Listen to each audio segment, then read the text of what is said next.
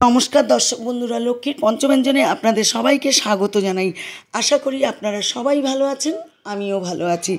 আজকে আরেকটি রেসিপি নিয়ে চলে আসলাম, লাউ পাতা চিংড়ি দিয়ে। অসাধারণ একটি খাবার, দারুণ দারুণ, বলে আপনাদের বোঝাতে পারবো না। একবার এইভাবে তৈরি করে খেয়ে দেখবেন, সকলকে খাওয়াবেন। সবার প্রথম আমি লাউ পাতাগুলোকে ভালো করে ধুয়ে কুচিয়ে নিলাম, নিয়ে লবণ মেখে আধ ঘন্টা ঢেকে রেখে দেবো আমি। দেখুন কিভাবে আমি কষলে কষলে ভালো করে নিচ্ছি, নিয়ে এইবার ঢেকে রেখে দেবো। লাউ পাতাটা একটুখানি হয়ে গেলে আরও একটুখানি হয়ে যাবে কিছুক্ষণ বাদে। এখানে আমি সর্ষে পোস্ত খালি জল ছাড়া একটু ঘুরিয়ে নেব। এখানে কাঁচা লঙ্কা দিয়ে দিলাম বেশ কয়েকটা, আর এখানে লবণ দিয়ে দিলাম। লবণ দিয়ে দিলে কাঁচা লঙ্কা দিয়ে বাটলে সর্ষে কখনো তিতো হয় না। এবার জল দিয়ে দিলাম বেশ কিছুটা, আমি দিয়ে সর্ষে বেটে নিলাম। এখানে চিংড়ি মাছগুলো খুব ভালো করে ছাড়ানো হয়ে গেছে, বলের মধ্যে আমি দিয়ে দিলাম। এখানে দেখুন কয়টুখানি হয়ে গেছে, আমি জল চিপে চিপে পাতাগুলো নিচ্ছি, যেহেতু মাছটা যেন জল ছেড়ে না দেয়। আমি মাইক্রোওভেনে করব, আপনারা কিন্তু কড়াইতে গরম জল বসিয়ে ফুটিয়ে মানে টিফিন বক্সে ঢেকে বসিয়ে দিতে পারবেন। এখানে আমি সেই মিশ্রণটা দিয়ে দিলাম, সর্ষে পোস্ত কাঁচা লঙ্কা, আর এখানে লবণ কম দিলাম, হলুদ দিলাম, কিছু কাঁচা লঙ্কা ভেঙে দিয়ে দিলাম।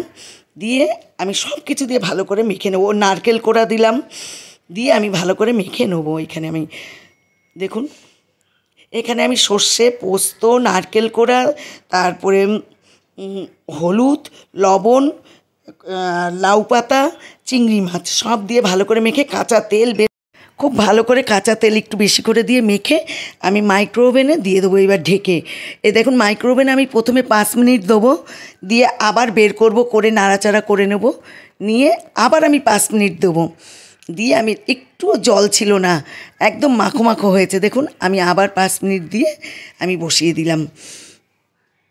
এবার নামিয়ে নিয়েছি, দেখুন কি সুন্দর হয়েছে দেখতে, গন্ধ সেরকম বেরিয়েছে। দেখুন একটু জল ভাব নেই এর মধ্যে। দেখুন আমি 5 মিনিট দিয়ে দিয়েছি, দেখতেও কি সুন্দর হয়েছে। ভিডিওটি যদি ভালো লাগে লাইক কমেন্ট শেয়ার করে দেওয়ার অনুরোধ রইল। আর একটা অনুরোধ, ভিডিওটি টেনে দেখবেন না। দেখুন কি সুন্দর হয়েছে। অবশ্যই আপনাদের অনুরোধ করব, বাড়িতে এইভাবে আপনারা তৈরি করে খাবেন, তারপরে আমাকে কমেন্ট বক্সে জানাবেন কেমন হয়েছে। দেখবেন ভাত যা খাওয়া হয় তার থেকে বেশি ভাত খাবে সবাই। একদিন আমি ভিডিও ঠিকমতো ছাড়তে পারিনি, মোবাইল ডিস্টার্ব দিচ্ছিল, ভয়েস হচ্ছিল না মোবাইলে, তার জন্য। আমার চ্যানেলে নতুন সদস্য হলে চ্যানেলটি অবশ্যই সাবস্ক্রাইব করে পাশে থাকবেন। ভালো থাকবেন, আপনারা সুস্থ থাকবেন। নমস্কার।